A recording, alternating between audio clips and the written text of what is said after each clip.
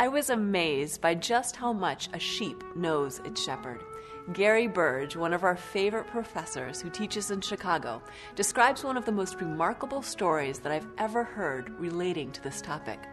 He describes how Israeli soldiers visited a poor village outside of Bethlehem after an uprising, and they demanded that the people pay the taxes that they owed. They refused. The officer in charge gathered up all the animals of the village, primarily sheep and goats, and they placed him into a huge pen.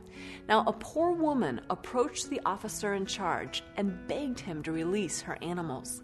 Because the poor woman's husband had been imprisoned, her sheep were literally all that she had. The officer laughed at her request. How could she possibly find her dozen sheep in a pen of more than 1,000 animals?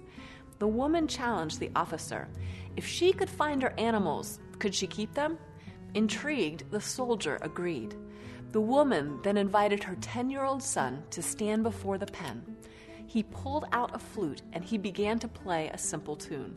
As he walked through the fenced-in area, a dozen sheep gathered behind him and followed him all of the way home.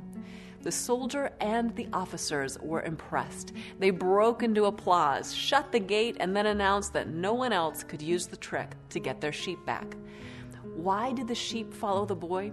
Because they knew he was their shepherd, and they knew he was a good shepherd. They were not only familiar with his voice, they knew the very tunes that he played on his flute, songs that he had played in the fields many times before.